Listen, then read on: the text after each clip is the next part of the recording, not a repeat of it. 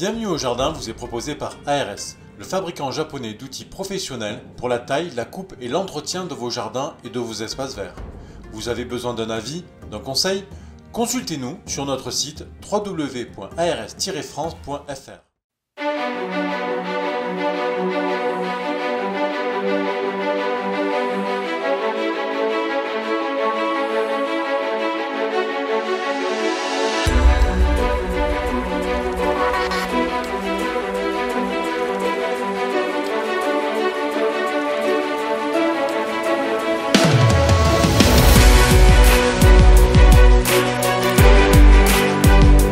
Jardin TV vous propose Bienvenue au Jardin, une émission 100% nature animée par Patrick Mulan et Roland Motte.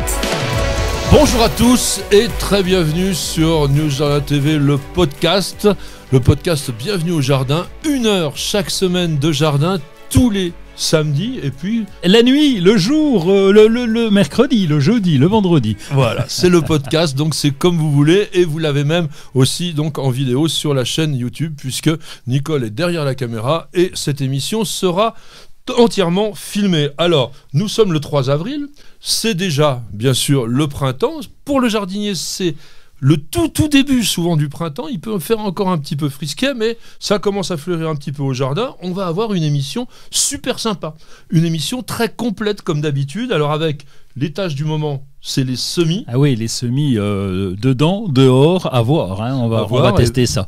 Les semis, il faut un peu de doigté quand même. Et puis les tondeuses parce qu'il s'en vend énormément en France. Vous savez, pratiquement 1 million de tondeuses tous les ans. Il y a beaucoup de pelouses. Et c'est absolument indispensable, mais il y a aussi beaucoup de modèles. Oui, il y a des modèles électriques, thermiques, enfin bref, on va voir tout ça. Même à batterie. Oui. Voilà. Et nous aurons un professionnel qui nous rejoindra pour vous parler de tout ça. Et puis, côté botanique, les feuilles qui sont le moteur de la plante, mais qui peuvent aussi avoir des aspects tout à fait originaux et même des utilisations un peu inattendues. Et on vous parlera de tout ça. On aura en permanence vos questions que vous pouvez poser quand vous le voulez sur le site ou sur la chaîne de News Jardin TV et auxquels nous avons un grand plaisir à répondre.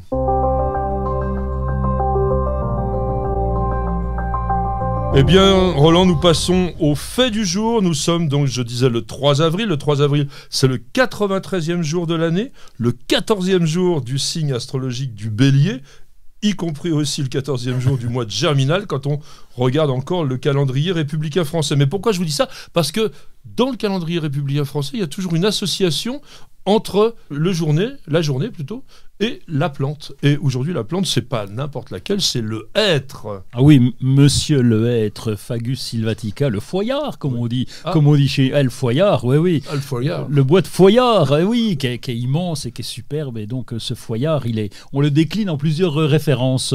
Alors, être ou ne pas être? That is the question. Vous savez, j'ai progressé en anglais. Oh là là, extraordinaire. Alors, nous sommes dans la famille des fagacées, parce que le hêtre, c'est Fagus. Alors, Fagus sylvatica pour notre hêtre. Et qu'est-ce que l'on trouve dans la famille des fagacées? Ah là, tu vas me sortir la prime vert? Non, j'espère que non. Tu m'as déjà fait Non, on est plutôt dans les arbres. Là, ah bon, ça va. Alors, dans la famille des fagus, j'en sais rien du tout. Le chêne, c'est vrai. Et puis le châtaignier. Ah bon, d'accord. Châtaignier caténaire. Alors, le hêtre, c'est un nom un peu particulier, nom germanique qui est apparu au XIIIe siècle avec Fayard. Alors vous dites comment? Les foillards. Les foillards. Le foillard. Je le dis avec l'accent. C'est un peu patois. Le foillard. Oui, voilà. En fait, c'était le Fayard qui venait justement de Fagus et ça donnait faux, aussi le fouet, la fouine. Et il faut savoir une chose, le hêtre était totalement inconnu par les Grecs et il était vraiment plutôt septentrional. En revanche, donc les forêts de hêtres sont des hêtraies. Et voilà, exactement, des hêtraies. Vieille plante quand même, 700 000 ans à peu près, apparu sur Terre, notre beau hêtre. Et puis, ça c'est inquiétant aujourd'hui parce qu'on sait que c'est un arbre qui est extrêmement sensible aux variations du climat. Et il y a 8000 ans, par exemple, on avait dû être simplement à l'est des Pyrénées. Et puis donc, avec les formations différentes, les gelées, les glaciations, etc., il a commencé à conquérir l'ensemble du continent européen. Et puis donc, il est arrivé aujourd'hui en Europe occidentale. Alors, qu'est-ce que tu as à me raconter sur le hêtre? C'est un peu grand pour ton jardin quand même. Oh, c'est un petit peu grand, oui. Alors nous, on le trouve en forêt à côté de chez nous. Il est un petit peu malade en ce moment. Hein. Il supporte pas bien les successions de chaleur que nous avons eues pendant les étés. et donc là, il souffre un petit peu. Et nous, on a une particularité dans le Grand Est, je dis nous, mais enfin, allez, dans le Grand Est, près de Reims ou près de Sionne, près de Neufchâteau, ça c'est dans les Vosges, il y a le hêtre tortillard. Le hêtre tortillard qui est tout bizarroïde. Ah non, mais oui, il est complètement tordu, lui. Hein. Oui, il est tordu, tu vois, le noisetier un peu tortueux, mais il est dans ce genre-là, et donc c'est vraiment une énigme de la nature, ce hêtre tortillard qui est tout tordu. Qui est tout tordu.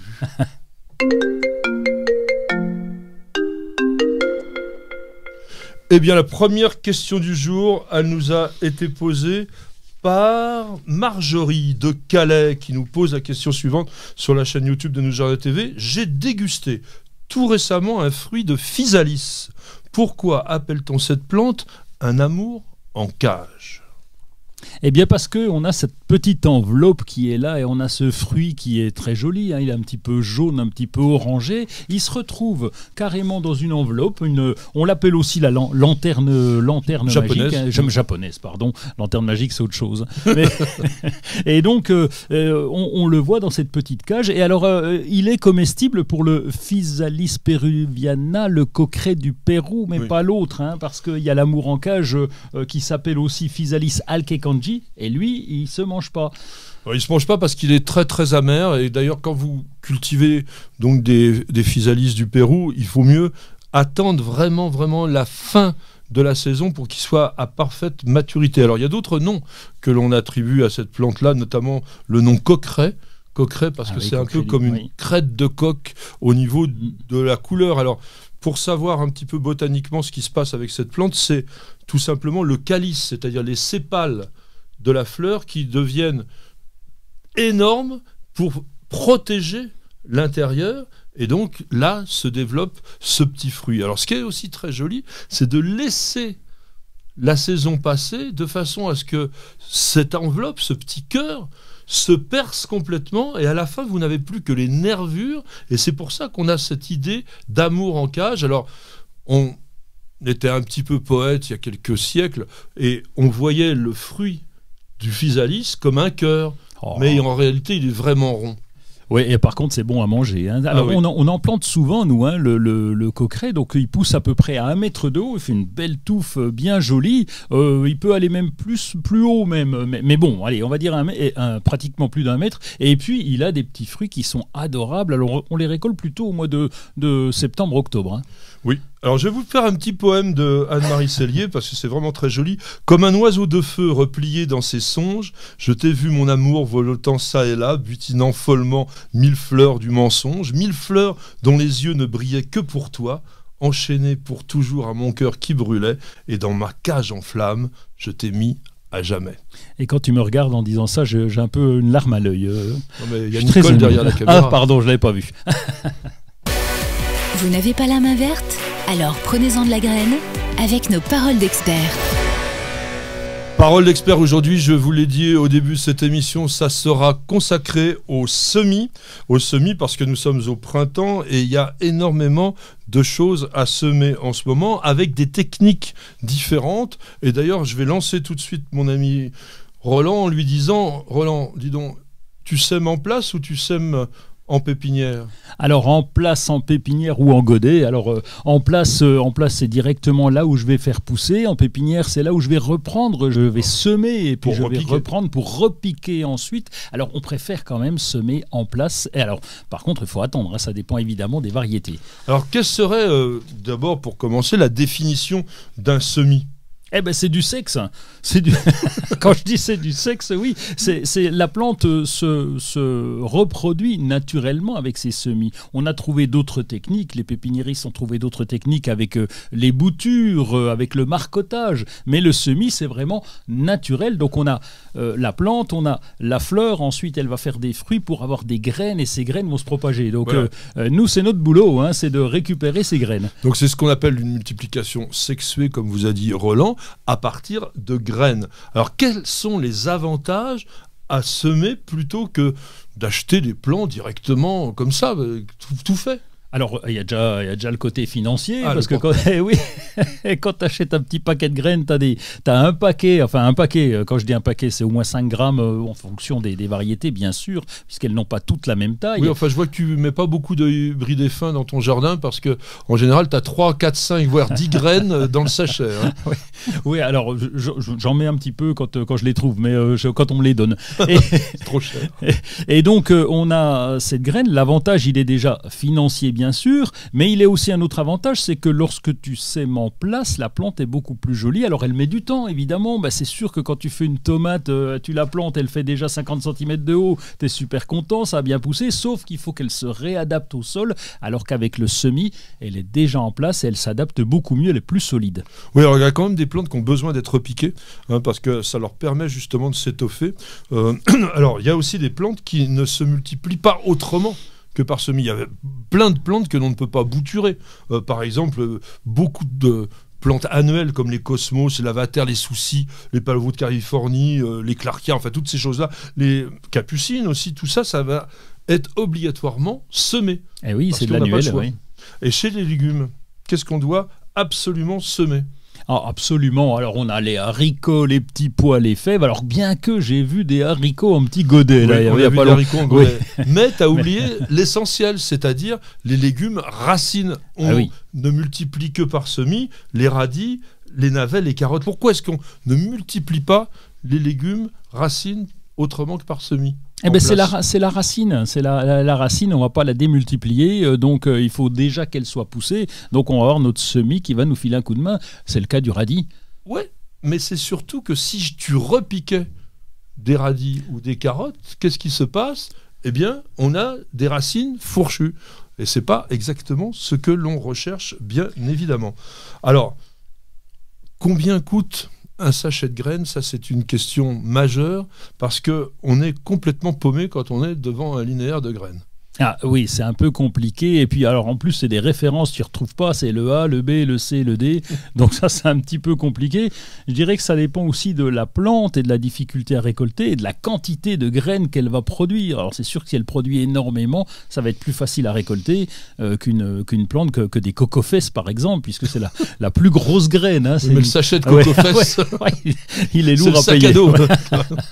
Non mais trêve de plaisanterie, il faut dire une chose, c'est qu'il y a une énorme recherche, notamment sur les légumes, sur les fleurs également, mais beaucoup sur les légumes, sur des obtentions qui demandent à la fois de la créativité, du temps, beaucoup de technologie, etc. Et notamment tout ce que l'on appelle hybride et fin. Je voudrais dire un mot là-dessus parce que je sais que ce mot-là irrite certains.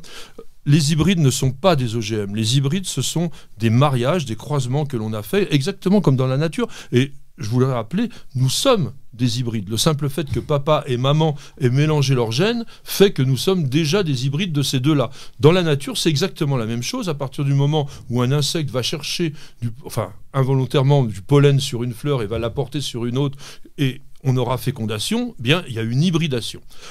Lorsque l'on est à la première génération de cette hybridation, on obtient des hybrides fins, qu'on veuille ou pas. Alors, attention, c'est pas tout à fait vrai, c'est-à-dire que pour obtenir un vrai hybride fin, il faut que les deux générations d'avant soient fixées, c'est-à-dire qu'elles transmettent exactement leurs caractéristiques. Et en les mêlant ensemble, on va obtenir les qualités des deux parents. Et en plus, on aura deux choses. Il y aura ce que l'on appelle l'hétérosis, c'est-à-dire une surpuissance de la plante, elle sera beaucoup plus vigoureuse. Et on aura une homogénéité dans la croissance. Donc maintenant, j'arrête là-dessus, parce que je suis agacé d'entendre, lorsqu'on présente des hybrides fins, qu'on nous confonde ça avec des OGM, ça n'a strictement rien à voir, et se dire « Ah oui, mais ça n'a pas de valeur parce que c'est un hybride ». C'est exactement l'inverse.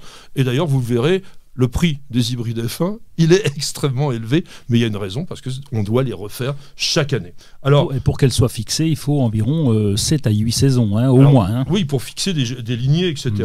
Alors, est-ce qu'il faut préparer les graines avant de les mettre en terre, mon cher Roland? Certaines, oui. Si on prend le persil, c'est ce qu'on fait chez nous, on le met dans de l'eau pendant 24 heures. Alors, l'eau tiède, bon, au bout de 24 heures, elle est plus tiède, l'eau, mais on le met dans l'eau de façon à casser un petit peu la coque pour que le germe puisse sortir plus facilement. Alors d'une manière générale, une fois que vous allez répartir vos graines, sachez qu'on les enterre à peu près de l'épaisseur de la graine elle-même. Certaines graines extrêmement petites comme celle de bégonia ou même de pétunia, on va à peine les laisser en surface, mais il faut qu'il y ait de l'humidité qui ne soit pas stagnante, de manière à ce que la graine ne risque pas d'avoir ce que l'on appelle la fonte des semis. La fonte des semis qui est un pythium, c'est simplement un champignon qui va venir complètement vous bousiller votre culture si vous n'avez pas pris soin de faire un sol très léger, très aéré. Bienvenue au jardin. Patrick Mulan, Roland Motte.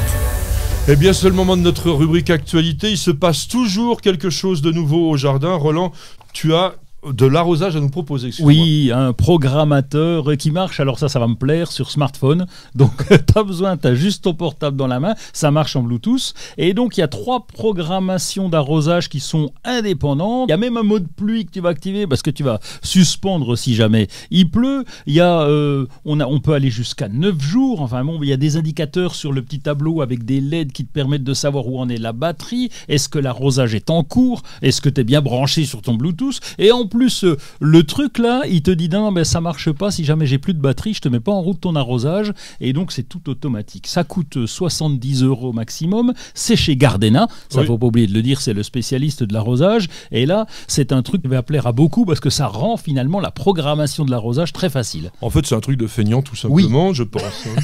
Oui, je confirme. Alors, nous sommes encore en période de plantation, et notamment, vous pouvez encore planter des rosiers, surtout s'ils sont proposés en conteneur. Et moi, je vous propose de découvrir le rosier Berthe Morisot. Alors, c'est la dernière création des pépinières et roseraies Georges Delbar, grand nom aussi dans ce domaine-là. Et depuis ce printemps, donc, elle est disponible. Alors, c'est une rose qui est dédiée à une femme artiste peintre. C'est d'ailleurs certainement la première rose qui a été attribuée à une femme peintre. Il y a eu déjà des roses de peintres, et notamment dans cette grande collection qui s'appelle Les Roses des Peintres de chez Delbar, et il n'y en avait pas eu de nouvelles depuis 2013. Alors cette rose, ça c'est la caractéristique souvent des roses Delbar, toujours le parfum. Le parfum, c'est numéro 1, et très puissant. C'est un hybride de thé vigoureux, costaud, une plante vraiment qui est extrêmement florifère, résistante aux maladies de façon tout à fait correcte, et c'est remontant, c'est-à-dire que ça va fleurir depuis les premiers beaux jours jusqu'aux premières gelées. Le feuillage, lui, il est assez foncé, et donc la couleur de la fleur, qui est très très claire, eh bien, va être remise en valeur. Un rosier relativement compact, à peu près 80 cm, et que vous pouvez cultiver aussi bien dans votre jardin que dans un grand pot. Alors pour les rosiers, c'est plutôt un pot 40 balèze, profond, surtout très profond. Balèze, comme il dit. Donc au niveau des salons de manifestation, bien, il y a une des très très grandes fêtes des plantes qui s'annonce du 9 au 11 avril. C'est Saint-Jean-de-Bourgard. J'espère encore une fois que notre ennemi Covid pourra nous permettre de profiter de 250 exposants chez...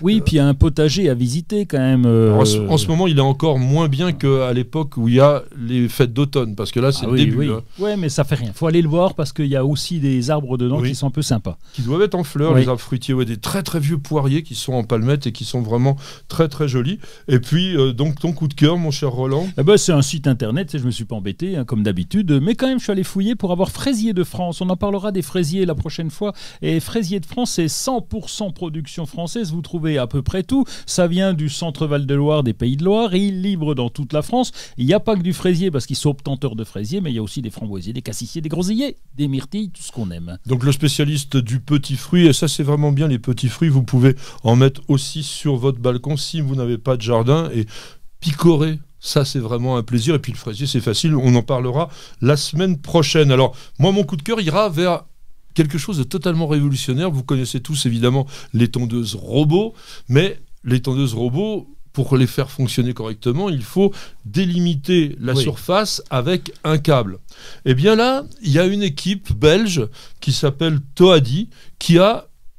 Enfin, non seulement ils ont imaginé, mais ils ont créé, ils ont réussi à obtenir, grâce à l'intelligence artificielle, grâce aux caméras, grâce à des capteurs, une machine qui va tondre sans câble périphérique. Alors je l'ai essayé, vous aurez d'ailleurs une vidéo prochainement sur News Jardin TV, c'est complètement dingue.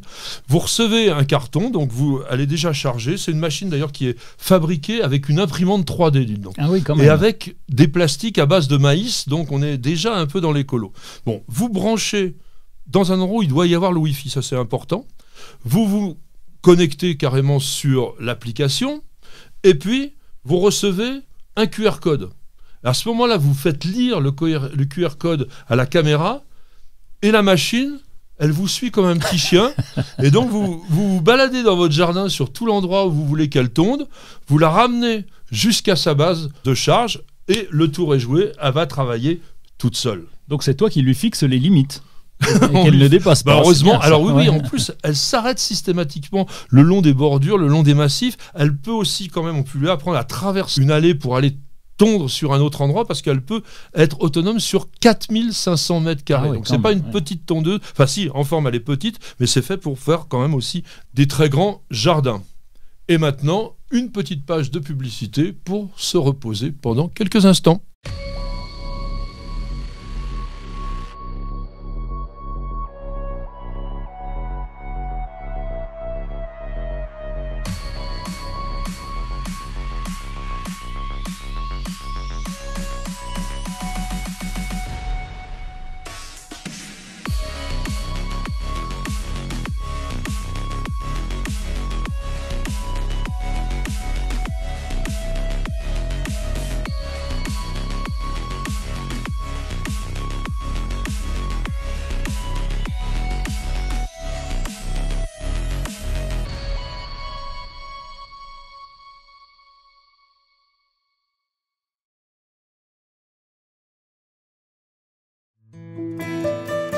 Parce qu'on devrait tous commencer la journée par un bol d'oxygène.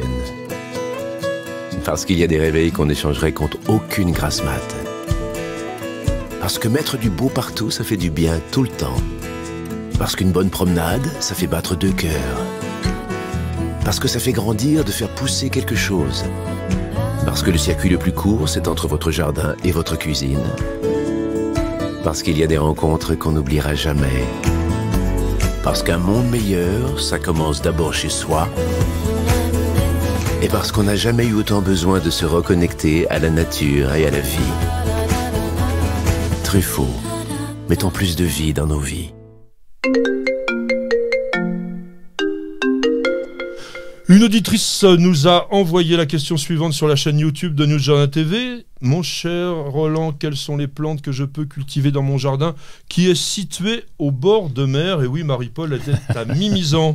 Ah oui, alors là, j'y connais pas grand-chose, mais quand même, bon, en tout cas en bord de mer, puisque je suis un petit peu loin de la mer, mais il y a 2-3 plantes qui me viennent à l'esprit, comme le tamaris, bien sûr, qu'on voit quand on va en vacances, là-bas, loin près de Mimizan. Il y a l'arbustus unedo, l'arbre aux fraises. Arbutus unedo. Il ne fera pas. Donc je vais dire l'arbre aux fraises. Voilà, ça va mieux. L'Eleagnus angustifolia, il est bien. Puis il y a Olivier de Bohème. Olivier de Bohème. Eh ben, tu vois, tu y arrives aussi. Et il y a quelques graminées comme l'émus, et qui lui est sympa, un petit peu bleuté, une graminée bleutée qui s'adapte bien au bord de mer. Alors il y a d'autres plantes que l'on appelle des plantes halophiles. Halophiles, ce sont des plantes qui aiment le sel, tout simplement. Et ces plantes qui aiment le sel, on en a quand même pas mal. Notamment, il y a des plantes qui sont très intéressantes parce qu'elles aiment non seulement le sel, mais aussi les sols secs, comme les cystes, par exemple. Alors, pour ceux qui habitent vraiment dans des zones littorales qui sont particulièrement agréable, on va dire, au niveau du climat, eh bien, vous avez l'Euryops. L'Euryops, c'est quoi? Ça te dit quelque chose? Oui, Euryops, oui, c'est ça. Euryops, ça me dit quelque chose. C'est une marguerite sud-africaine jaune sûr. Qui fait des grosses touffes de feuillage un petit peu gris argenté et qui fleurit quasiment toute l'année quand il gèle pas. Bon, quand il gèle, elle aime pas tellement. Bien évidemment, les lauriers roses sont des plantes qui vont très bien en bord de mer. Vous avez tout ce qui est Pittosporum qu'on voit souvent et qui sont des boules de feuillage assez coriaces qui donnent des fleurs blanches très très parfumées. Vraiment, c'est un délice à ressentir. Vous avez déjà donc cité certaines plantes que je ne vais pas revenir. Il y a une plante qui s'appelle Griselinia littoralis. On comprend bien avec littoralis que c'est la plante qui pousse au littoral. Ça ressemble assez bien à une sorte de houx, cette plante, parce que c'est un gros arbuste avec des feuilles épaisses coriaces, mais qui ne sont pas piquantes, à l'inverse du houx. Vous avez aussi les buddleia, les lupins arborescents. Oh, les lupins arborescents. Vous voyez ce qu'est un lupin? Oui, bien sûr. Grande fleur, en épi, bien dressé, etc. Eh bien, vous pouvez avoir une sorte d'arbuste qui va faire 1 mètre, 1,20 m, de hauteur avec ces grands chandeliers colorés. Et ça, c'est vraiment remarquable. Le sureau va très très bien. Et puis alors, pour les Bretons notamment, l'ajonc. Alors c'est vrai que là, vous n'avez même pas besoin d'aller en pépinière, parce qu'il y en a partout. Ah oui. Vous pouvez vous faire des boutures, vous prendre des petits plants. L'ajonc, donc, qui est un arbuste extrêmement épineux, donc il faut plutôt l'utiliser sur des haies, sur des endroits défensifs, pas énormément haut, hein, environ 1 mètre de hauteur. Floraison en ce moment, jaune vif, très attirant pour les abeilles. Et ça, c'est vraiment aussi très intéressant. 2 arbustes que j'adore pour le bord de mer, l'escalonia. Alors l'escalonia, Vittel, il ne faut pas y penser, c'est un petit peu frileux. D'une manière générale, les plantes de bord de mer ne sont pas du tout les plantes de l'Est, hein, ça c'est évident. L'escalonia, c'est un arbuste à feuillage persistant qui dure vraiment très longtemps avec une floraison qui n'arrête pas. Autre chose, mon cher... Tu as cité sureau et Buddleia, c'est très intéressant parce qu'eux, on va les retrouver justement un peu sur tout le territoire, puisqu'ils vont être capables de pousser même au froid. Oui, oui, tout à fait. Et si vous voulez, alors là, il ne faut pas le mettre au froid, ou la mettre au froid, mais pour avoir un effet très très très exotique, les Cordylines australis, donc ça vous donne l'impression d'une sorte de grand plumeau qui peut atteindre plusieurs mètres de hauteur quand ça se plaît bien. Sur l'ouest de la France, ça marche vraiment très très très bien. Vous voyez, je pense qu'on est passé dans un ensemble de plantes assez important. Il y en a beaucoup d'autres. Il y a même d'ailleurs des pépinières spécialisées en bord de mer. Et au potager, on a du crambe maritime qu'on le crambe maritime, qu'on pourra encore faire pousser là-bas. Le choumareur. Vous cherchez la petite bête? Toutes les réponses dans le dossier de Bienvenue au Jardin. Le dossier de Bienvenue au Jardin aujourd'hui, c'est la tondeuse ou les tondeuses, parce qu'il en existe énormément, à la fois des petites, des grandes, des moyennes, des portées, des autoportées, tout ce que l'on veut, des tractés, des électriques, des batteries et tout team. Donc nous allons essayer, Roland, de faire un tout petit peu le point là-dessus pour essayer de faire le bon choix. Alors quand tu as une tondeuse à acheter, qu'est-ce que tu fais? C'est très compliqué, tu l'as rappelé, je ne vais pas rappeler toutes les références en plus parce qu'il y en a énormément. On va commencer par la surface, parce que là c'est très important. Entre un jardin de 20 mètres carrés et un jardin de 5000 mètres carrés, il est clair que tu ne prendras pas le même matériel. Et en plus, s'il y a des arbres un peu partout sur ton terrain, là non plus, tu ne vas pas te traîner avec un fil, par exemple. Hein. Oui, c'est pas comme un terrain de foot, quoi. Eh ben voilà. Et puis si on a plus de 200 mètres carrés, 300 mètres carrés, avec notre petite hélicoïdale poussée à la main, on va vite fatiguer. Donc, on va choisir déjà en fonction de la surface. En fonction de la fatigue, est-ce qu'on va prendre une tondeuse tractée ou alors une autoportée sur laquelle on est assis, on est encore plus tranquille, on n'a pas à bouger. Et puis, on va penser au temps. Parce que c'est vrai que si j'ai pas le temps, parce que je fais des émissions et que je ne peux pas tondre mon gazon, je vais préférer plutôt un robot de tonte. Un robot qui a aussi d'autres avantages, on verra tout à l'heure. Alors, je voudrais quand même, pour parler de cela, que l'on fasse appel à un professionnel. On a l'habitude d'inviter une personnalité dans ce dossier. Et aujourd'hui, c'est Jean-Christophe Duro. Il est directeur général de la société Greenworks. Peut-être que vous ne la connaissez pas, alors on va lui demander déjà de la présenter. Jean-Christophe, bonjour. Bonjour Patrick, bonjour Roland. Ravi d'être avec vous. Eh bien, Jean-Christophe, Greenworks, quelques mots. Donc une société assez récente sur le marché français. Oui, alors Greenworks fait partie d'un groupe qui s'appelle le groupe Globe, qui a été créé en 2002 par l'actuel président-directeur général. Avec déjà, il y a près de 20 ans, la focalisation sur le marché des produits d'équipement pour jardin à batterie. Donc, c'est notre cœur de métier. Le groupe est présent aux États-Unis avec la marque Greenworks principalement et en Europe depuis 2015-2016, en Allemagne, puis en France et un petit peu partout désormais, avec un réel développement de la marque depuis 2-3 ans, notamment au travers des réseaux de magasins de bricolage ou de jardinage. Alors tu parlais donc que ce sont des matériels à batterie. Jusque-là, on avait un peu l'impression que la batterie s'était réservée. Enfin, on voit des véhicules automobiles aujourd'hui, mais quand même, dans le jardin, c'était plutôt du petit matériel. Là, vous proposez aussi chez Greenworks des tondeuses, même des tondeuses autotractées. Alors, est-ce que l'on peut être assuré d'en avoir, entre guillemets, pour son argent et surtout pour son résultat ? Aujourd'hui, oui, parce qu'il y a des réels développements faits en matière technologique et notamment sur la performance. Avant de savoir si on doit acheter une tondeuse à batterie, il faut d'abord savoir si on va acheter des produits à batterie pour l'entretien de son jardin. Et évidemment, il y a plein d'arguments en faveur de ce développement.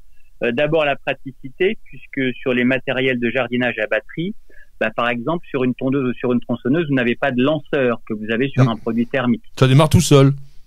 Ça démarre tout seul en appuyant sur un bouton. Oui, oui. C'est plus confortable, c'est plus léger, il y a moins de vibrations pour les produits portables pour l'utilisateur.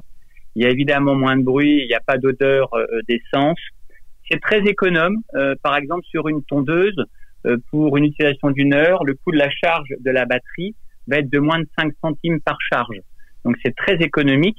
Et alors le dernier bénéfice, et non des moindres, c'est que c'est un produit qui respecte l'environnement et qui est très écologique puisqu'il n'y a pas d'émission de CO2, de dioxyde de carbone. Si on le compare par exemple par rapport à une tondeuse thermique que l'on utilise une fois par semaine, généralement le samedi ou le dimanche matin, pendant 1 heure, chaque consommateur va économiser à peu près 1,5 kg, 2 kg d'émissions de CO2, ce qui fait que sur une année complète, vous avez entre 45 et 50 kg d'émissions de CO2 qui sont économisées avec une tondeuse à batterie. Ça fait quand même quelques dizaines, voire quelques centaines de milliers de tonnes de CO2 économisées, rien que pour un entretien hebdomadaire. Donc c'est un geste éco-citoyen. Alors Roland, on parle donc là actuellement de tondeuse à batterie. Certainement, c'est un tout petit peu plus cher que le bas de gamme. Est-ce que c'est important le prix quand tu choisis une tondeuse? Ah ben oui, pour mon porte-monnaie déjà. C'est pour ça que, bon, Jean-Christophe, je t'écoute avec émerveillement, mais c'est vrai qu'une tondeuse thermique, des fois, c'est un peu moins cher. Donc c'est vrai qu'on va plutôt aller vers la thermique parce qu'il y a un coût. Alors l'écologie, elle est importante et je suis d'accord avec toi, mais c'est combien tes tondeuses, mon cher Jean-Christophe? Combien ça coûte? Alors, je dirais qu'aujourd'hui, d'ailleurs, les produits que nous lançons et sur lesquels nous développons sont des produits qui sont comparables en termes de prix à un produit thermique.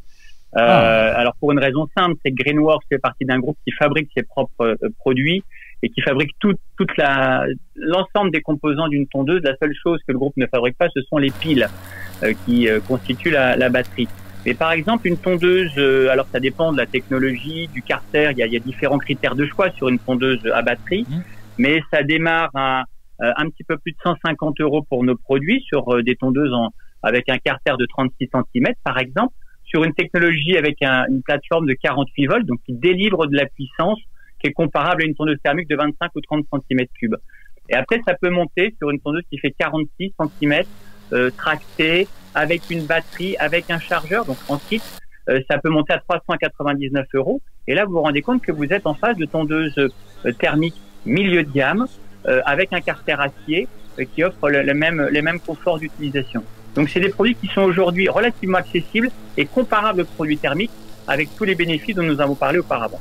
Oui, enfin avec un détail, c'est l'autonomie qui va m'interpeller également, parce qu'avec ma tondeuse thermique, je fais 1 heure de tonte, je m'arrête pas, je vide mon réservoir. Et quelle est l'autonomie d'une tondeuse à batterie ?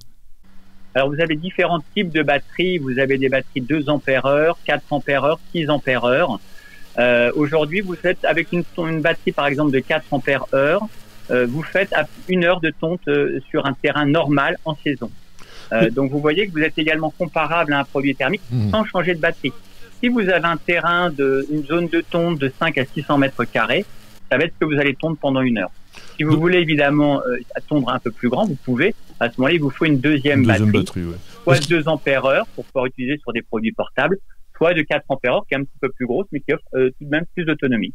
Est-ce qu'il y a une limite justement dans le choix d'une tondeuse à batterie? Est-ce qu'à un moment donné, on se dit, bon bah là, on est à la limite. Alors j'ai vu qu'il y avait même des autoportées qui sortaient, etc.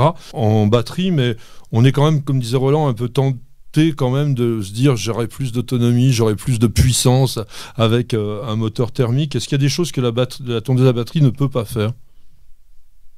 Non, parce que vous avez à peu près les mêmes marchés, les mêmes critères de sélection que sur des tondeuses thermiques.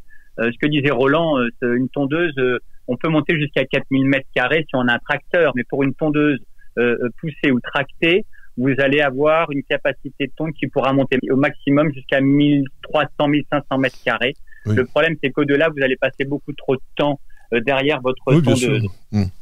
Nous sommes en train de lancer une plateforme 60 volts plus puissante avec des batteries de 4 ou 6 ampères-heure, avec 2 batteries qui sont gérées automatiquement par la tondeuse.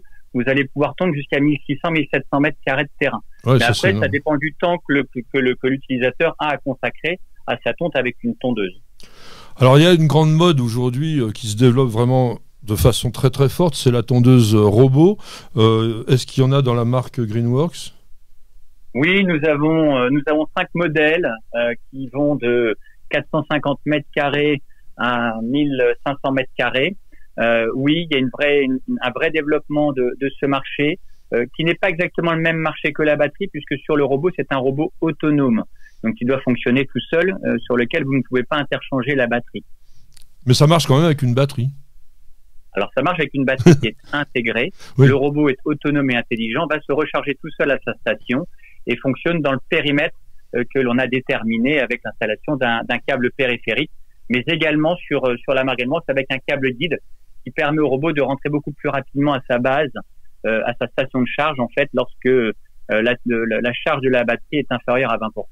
Alors il faut dire une chose sur les tondeuses robots, c'est que ça a un avantage considérable dans la mesure où ça tombe pratiquement tout le temps, en permanence, donc ça tombe pas beaucoup. On voit presque rien, ça fait du mulching, c'est-à-dire que ça ne ramasse pas, mais au fur et à mesure du passage du robot, on obtient une densité et une qualité de pelouse qui est totalement extraordinaire.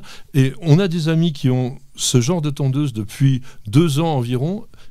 La mousse a totalement disparu, ils ne mettent plus de l'engrais qu'une seule fois par an au lieu de 2 fois, et j'ai jamais vu vraiment une pelouse dans un jardin amateur de cette qualité. Alors justement, Jean-Christophe, par rapport au ramassage dont parlait Patrick, est-ce qu'il y a des bacs de ramassage ou est-ce que c'est mulching? Alors il y a les deux, il y a même 3 types sur nos produits, et même de manière générale, vous avez des tondeuses qui sont ce qu'on appelle 2 en 1 ou 3 en 1. Ça dépend du carter. Lorsque vous avez un carter en polypropylène ou en ABS, vulgairement appelé en plastique, vous avez 2 types de tontes, soit en ramassage avec un bac de ramassage à l'arrière de la tondeuse, soit en mulching, l'herbe qui est coupée à de multiples reprises par la même lame au sein du carter de coupe. Et sur des tondeuses à batterie avec un carter acier, vous avez une 3e fonction, puisque vous pouvez avoir sur le côté une ouverture dans le carter, donc comme une bouche d'aération qui vous permet d'avoir une éjection latérale, notamment lorsque vous démarrez votre première tonte de printemps ou lorsque vous avez une herbe haute dans un champ à côté de chez vous à tondre. Vous avez 2 en 1 ou 3 en 1. Ou lorsque l'on est tout simplement donc dans une résidence secondaire. Merci beaucoup Jean-Christophe, c'était très intéressant. On voit bien que la tondeuse, il y a énormément à voir, et prenez votre temps pour faire votre choix. Regardez sur les sites internet, il y a un site Greenworks qui s'appelle greenworks.fr, tout simplement si vous êtes intéressé. Nous avons de nouveau une question qui est arrivée sur la chaîne YouTube de News Jardin TV. C'est Marc-André de Sisteron. Mon cher Roland, quelles sont les meilleures variétés d'olives pour obtenir de l'huile? Alors je sais que du côté de Vittel, ça va être coton. Alors ça vient. On va commencer doucement à planter des petits oliviers, mais je te rassure, le temps qu'on ait des olives, enfin déjà des olives ou de l'huile, ça va prendre un peu de temps. Alors, bon, il y a des noms d'huile, il y a des noms de variétés. Alors, si vous voulez vraiment une huile à la saveur très fruitée, bien marquée, quelque chose qui va bien sentir l'olive, vous avez des variétés, moi, que j'aime beaucoup, qui sont Aglandao. Hein, ça s'écrit Aglando, mais on dit Aglandao. C'est joli, Aglando. Aglando, ouais, si vous voulez. Il y a Bouteillant. Alors, ces deux-là sont vraiment extrêmement connus, de même que Picoline du Gard. Ça, ce sont 3 variétés que vous allez trouver très très facilement, qui font, on va dire, pratiquement l'olivier à tout faire. Mais c'est très marqué au niveau du goût, de même que Mémessic, la Négrette aussi, la Rougette de l'Ardèche. Alors ça, c'est pour les gens qui veulent du costaud. Si vous aimez quelque chose qui est un tout petit peu plus doux, plus équilibré, moins olive si vous voulez, vous en avez quand même pas mal. Alors Caïtier, c'est vraiment aussi un olivier de base que tout le monde cultive en Provence notamment. Bon, Caillon aussi c'est bien, Grossane, tout ça ce sont des variétés extrêmement répandues. Luc aussi, L-U-C-Q-S, de l'Hérault, ce sont des variétés qui sont intéressantes. Verdal aussi, alors Verdal de l'Hérault, elle est très très bien aussi parce que pour manger en fruits, elle est vraiment très très agréable. Alors attention, la plupart des oliviers nécessitent une variété pollinisatrices. Donc ça ne se multiplie pas tout seul, et si vous voulez des olives, il faut aussi qu'il y ait eu donc du pollen d'un autre olivier qui arrive. Donc dans les très très bons pollinisateurs, vous avez notamment ce que je disais tout à l'heure, picoline, ça c'est vraiment bien. Et puis heureusement, vous en avez qui sont auto-fertiles, c'est-à-dire qu'elles n'ont pas besoin d'avoir un olivier en copain à côté, ou du moins une petite amie olivier, pour faire la fécondation. Donc Aglandao, dont on a parlé, Caïtier, dont on a parlé, Grossane, dont on a parlé, Rougette de l'Ardèche aussi. Donc vous voyez, si vous choisissez parmi ces 4 ou 5 oliviers, vous serez vraiment très très content du résultat. Et donc récolte en plein hiver avec des olives noires. Avec des olives noires, comme tu dis. Et bien maintenant, on se repose une petite minute en écoutant nos sponsors dont nous avons bien besoin. Une page de publicité.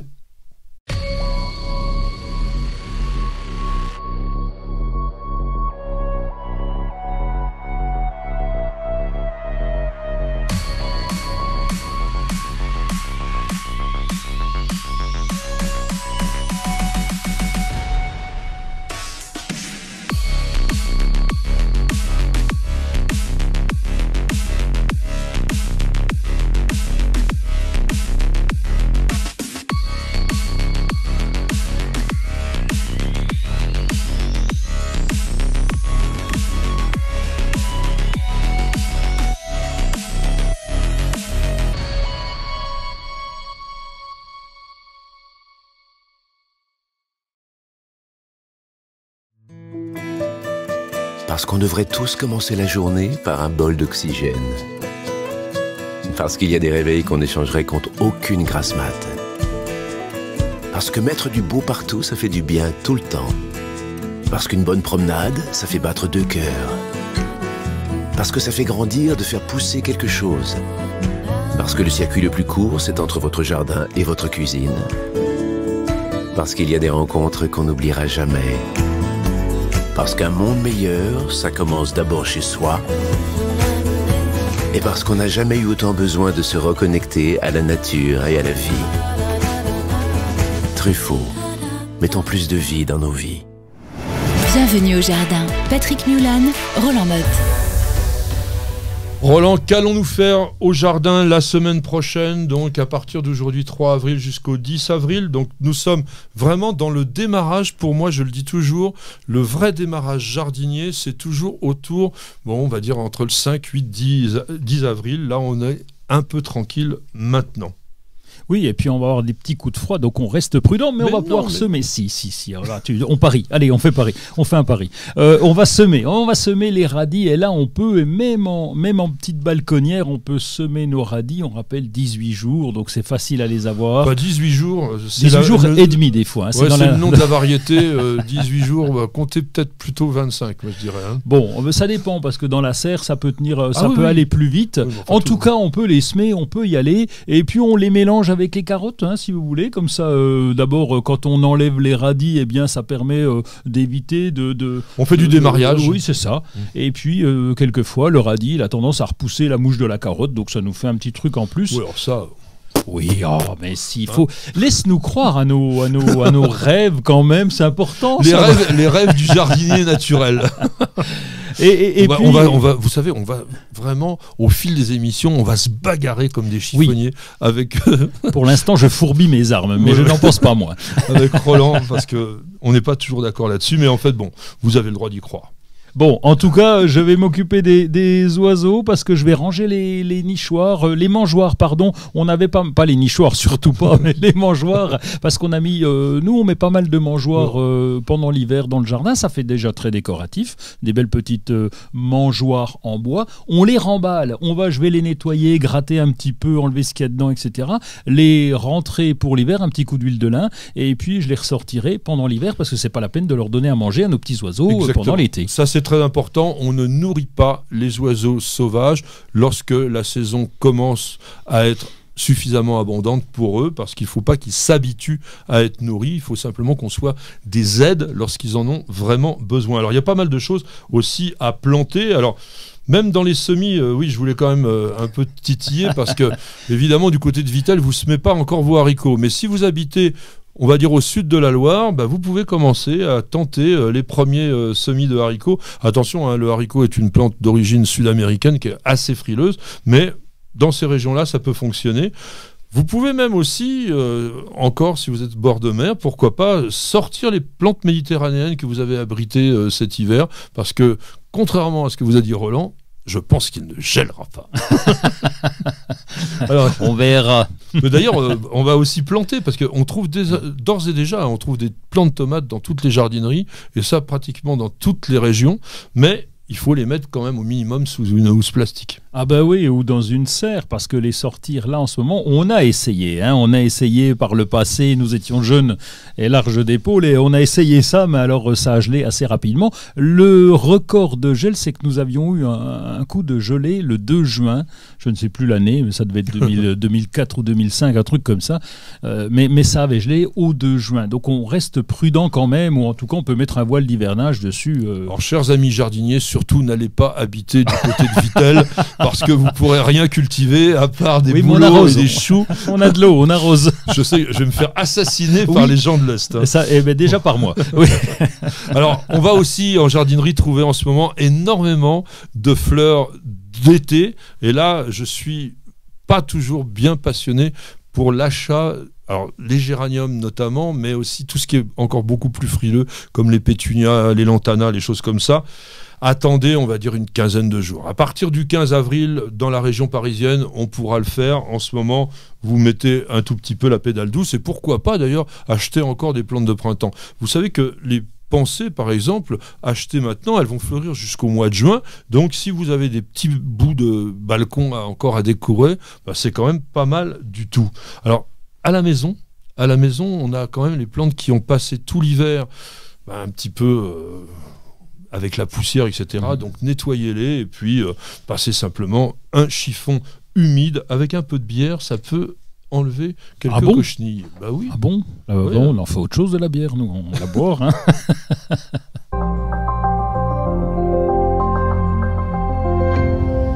Eh bien, nous allons lire un tout petit peu, mon cher Roland. Je sais que toi, le papier, c'est pas ton truc, mais tu lis quand même beaucoup. Tu lis d'ailleurs sur ton ordinateur, que nos amis qui voient l'émission, puisque je rappelle, nous sommes filmés et vous pouvez la regarder sur la chaîne YouTube de News Jardin TV. Eh bien, vous avez Roland avec son ordinateur dans le studio, et Roland qui surfe en permanence. Donc ton surf aujourd'hui, ça sera quoi ? Je suis allé voir Brenton Roberts. Directement au sud de l'Australie. Oh, oui, sud de l'Australie.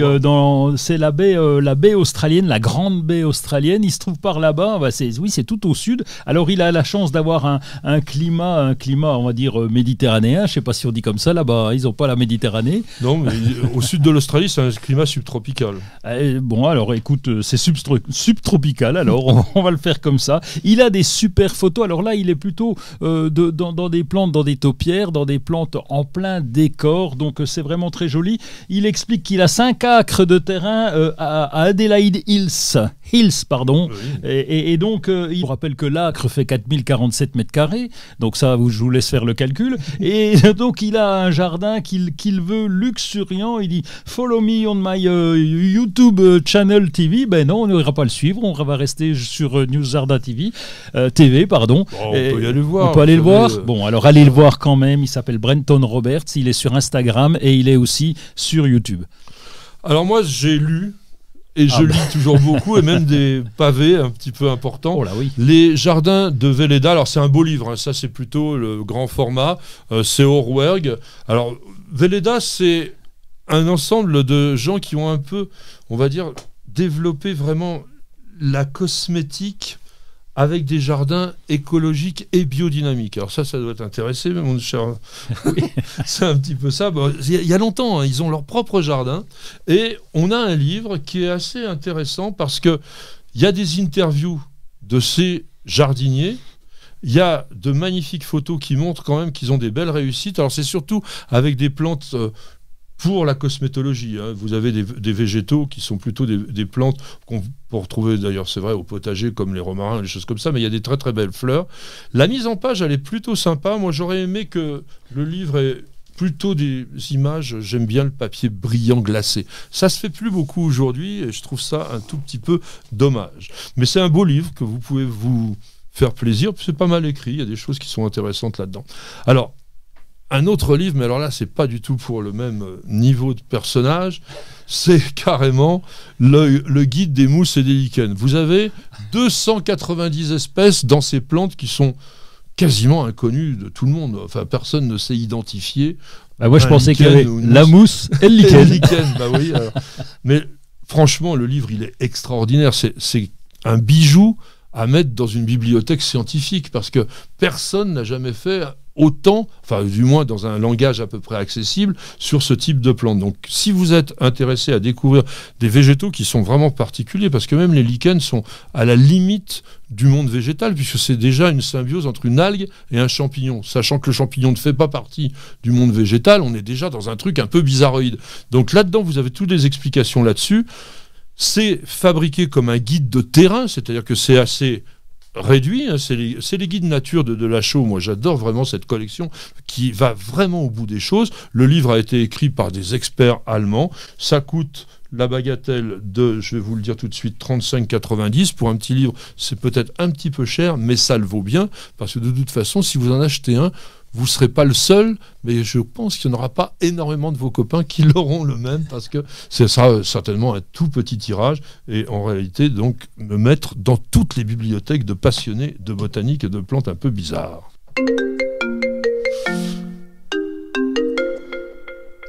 Nous avons encore une question d'auditeur. N'hésitez pas, nous sommes là aussi pour répondre à tous vos problèmes de jardinage. Et là, c'est Amalia de Bar-le-Duc. C'est pas loin de chez toi, ça, Bar-le-Duc? Oui, c'est un petit peu plus haut. Allez, c'est à l'est de Paris. Voilà, je vais te simplifier la vie. À l'est de Paris. Qui a posté la question suivante sur News Jardin TV. Quelle est la plante que l'on appelle couramment la rose de Géricault? Alors, c'est vrai qu'on voit parfois, notamment dans tout ce qui est... vente par correspondance, catalogue oui. Un petit peu obscur, etc. On vend des roses de Géricault et c'est la plante miracle. Oui, bah c'est la plante mousseline. Hein. C'était comme la purée, tu rajoutes du liquide et puis ça grossit. C'est un peu le même principe. C'est très original, c'est surprenant. Et puis, bah, c'est vrai qu'il faut lui rajouter de l'eau simplement pour que ça marche, hein, le truc là. C'est une éponge. Alors, il faut dire que sur le plan, il me fait trop rire parce que il a l'habitude un petit peu de tout tourner en dérision, mais c'est vrai que sur le plan botanique, c'est tout à fait extraordinaire. Parce que, bon, on l'appelle d'ailleurs carrément la plante de la résurrection, parce que vous avez au départ quelque chose qui ressemble à rien, un truc tout desséché, et puis effectivement, vous le mettez dans l'eau, et ça revit, ça reverdit même. Donc ce sont des plantes, parce que quand je dis ce sont des plantes, il y a deux plantes que l'on peut appeler les roses de Géricault. Une, c'est la ginelle, qui s'appelle l'Épidophylla, qui a des formes en feuilles d'écailles, et qui va... quasiment dans un état semi-déshydraté, eh bien, tout simplement résister à des longs moments de sécheresse, puisqu'elle pousse dans le désert du Chihuahua. Chihuahua, c'est pas le chien, mais c'est le Mexique, au sud des États-Unis, donc nord du Mexique, et les conditions sont très très difficiles, et la plante donc est capable de résister donc pendant ce temps-là. L'autre, la vraie, entre guillemets, rose de Géricault, c'est Anatastica hieroschontica, qui est une brassicacée. Brassicacée, c'est quoi? La famille des choux. La famille des choux. Et elle vient du Maroc et de l'Iran. Elle pousse également dans les zones désertiques. Et ce qui est intéressant, c'est que dès qu'elle porte ses graines et qu'elle atteint sa maturité, elle se dessèche. Et pourquoi? Pour que le vent puisse l'emporter au loin et libérer les graines qui sont à l'intérieur de cette petite boule toute sèche. Alors c'est pas exactement comme la plante qui roule dans avec le bip-bip, mais c'est un petit peu comme cela, et c'est vraiment tout à fait étonnant de voir ce qui peut se passer dans la nature lorsque l'on a donc des plantes que l'on appelle des plantes à adaptation particulière, et ce mot d'adaptation particulière s'appelle la reviviscence. Bon, je retiens que pour un botanicien, pour un botaniste, la plante bip bip qui roule, ça c'est pas mal. Je vais la noter. Patrick, Roland, racontez-moi une histoire de plante, de jardin ou de jardinier. Alors nous allons parler dans cette rubrique qui est petite et grande histoire. On ne va pas parler d'histoire, on va vraiment parler de botanique, parce que les feuilles sont quelque chose de très important pour les plantes. Je rappelle que c'est par la feuille que se fait la photosynthèse, donc c'est là que se forme toute la chaîne alimentaire de la plante, et la création donc de ces éléments organique à partir des sels minéraux. Mais il n'y a pas que ça, et les feuilles ont énormément de choses à nous raconter. Ben, elles ont un rôle quelquefois de camouflage, elles ont un rôle pour aller chercher la luminosité, puisque plus elles sont grandes et plus elles vont capter la lumière quand on est dans un coin un peu ombragé, donc vraiment elles sont très importantes. Alors elles sont très importantes parce que si on les coupe, d'ailleurs ça je le dis parce que de temps en temps il y a des gens qui me disent « Oh tiens, je voudrais bien couper ça, etc. » Pensez quand même qu'il faut laisser un minimum de feuilles sur une plante après la taille parce que sinon elle ne peut pas redémarrer, elle a vraiment besoin de ça. Alors, la plupart du temps, une feuille est de couleur verte. C'est d'ailleurs la couleur qui peut symboliser le monde végétal.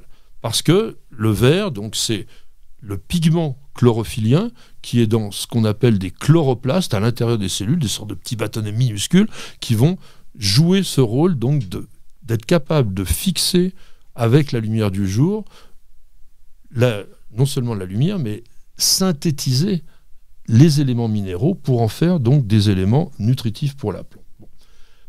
La feuille, elle utilise le carbone pour rejeter l'oxygène. C'est l'inverse de la respiration. Et donc, ces plantes, grâce à leurs feuilles, elles jouent un rôle majeur dans l'équilibre de notre planète. Si on n'avait pas de plantes, on serait certainement très très embêté parce qu'on consommerait de l'oxygène en rejetant du gaz carbonique et au bout d'un moment il n'y aurait plus d'oxygène. Donc ça c'est quelque chose de très important. Bon. La feuille est aussi capable de se métamorphoser, de changer de forme pour, par exemple, ressembler à des pétales. Vous connaissez bien le poinsettia à Noël. Tout le monde pense que c'est la fleur. Ben non, quand vous regardez bien, tout ce qui est rouge là, c'est des feuilles qu'on appelle. Et la fleur est ridicule presque, hein, puisque c'est le petit machin au milieu. C'est un petit truc de rien du tout, effectivement. Et donc, cette feuille qui rougit, et qu'on appelle donc une bractée, est tout simplement un élément attractif pour la pollinisation. Elle n'est pas là simplement pour nous faire plaisir et pour décorer les sapins de Noël. Non, elle est là parce qu'elle va jouer un rôle vers les pollinisateurs. On a aussi des feuilles qui sont aussi protectrices sur les fleurs. Quand vous regardez une fleur d'arôme, vous avez cette spate là qui est un peu tire-bouchonnée, c'est pas la fleur. La fleur, elle est à l'intérieur, c'est une espèce de tube là, tout petit, qui se dresse un peu comme un pénis, mais qui est donc simplement ce qu'on appelle le spadis. La spate qui est autour, c'est une feuille, et elle est colorée. Même chose sur l'anthurium. L'anthurium que beaucoup d'entre vous avaient dans la maison, eh bien cette palette un peu plate rouge ou rose de l'anthurium, c'est pas la fleur, c'est une bractée, donc une feuille transformée. Et d'ailleurs, c'est facile à voir parce que vous observez dessus les nervures. Vous avez exactement ça, alors que sur les pétales réels, on n'a pas de nervures. C'est d'ailleurs pour ça que la feuille de spathiphyllum peut rester verte. Oui, hein, oui. Alors parfois, effectivement, lorsque la pigmentation se fait pas, ou du moins lorsque la chlorophylle est trop apparente, eh bien vous avez ce côté feuille qui revient. Et tu disais bien, un spathiphyllum, c'est de la même famille que l'arôme, c'est la même famille que l'anthurium, c'est-à-dire les aracées, et toutes ces plantes-là font une spathe avec un spadis. Donc le spadis, c'est le petit truc tout droit, ça c'est la fleur, ou l'inflorescence plutôt, et la spathe, c'est la feuille transformée. Autre chose, mon cher Roland ? Ah bah oui, alors il y a des... Moi, je vais être un peu plus poétique. Tu connais évidemment Oya Keri. Ah oui, la feuille en forme de cœur. Ben oui, ça a tombé, ça. Alors évidemment, moi je craque chaque fois que j'en vois en jardinerie, je ramène ça à maman. Et donc c'est dans un petit pot, c'est juste une petite bouture finalement, mais c'est en forme de cœur. Alors c'est un collectionneur, c'est un pote à toi, c'est un botaniste britannique, Arthur Kerr, qui a donné son nom. Donc, et c'est une plante qui est originaire d'Asie du Sud-Est, et donc c'est vraiment très joli, c'est en forme de cœur, donc on pourrait la mettre autour du cou presque, hein, s'il n'y avait pas le pot. On l'a de temps en temps, oui. Alors au niveau des feuilles, si on revient sur la botanique, il faut savoir aussi que certaines feuilles sont aromatiques, elles sont capables de synthétiser ce qu'on appelle des métabolites secondaires, et vous l'avez par exemple dans toutes les plantes aromatiques, que ce soit le thym, le romarin, la sauge, la sarriette, etc., et ça leur permet d'éloigner des ennemis potentiels, ou au contraire, parfois, alors ça c'est plus le parfum des fleurs, mais même les feuilles, elles peuvent jouer ce rôle-là, d'attirer des insectes ou d'autres animaux qui pourraient leur être utiles. Alors il y a aussi des choses qui sont très très drôles, il y a des feuilles qui sont carrément toxiques.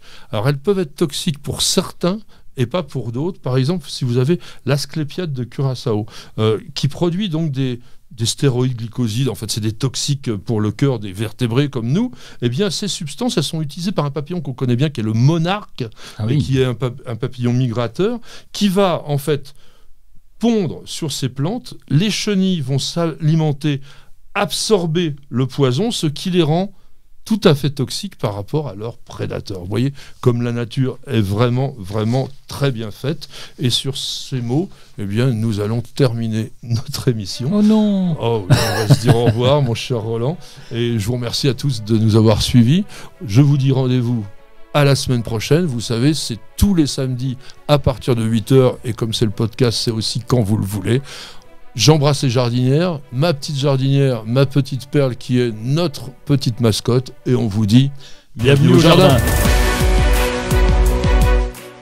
Vous avez écouté Bienvenue au jardin avec ARS, le fabricant japonais d'outils professionnels pour la taille, la coupe et l'entretien de vos jardins et de vos espaces verts. Vous avez besoin d'un avis, d'un conseil? Consultez-nous sur notre site www.ars-france.fr.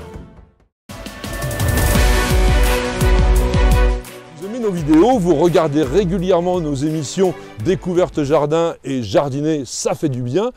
Alors n'oubliez pas de vous abonner, il suffit de cliquer sur la cloche et vous serez mis au courant régulièrement de toutes nos publications et ceci est totalement gratuit. Et puis nous avons également un site internet dans lequel il y a énormément d'informations, alors www.newsjardintv.com, c'est la bonne adresse.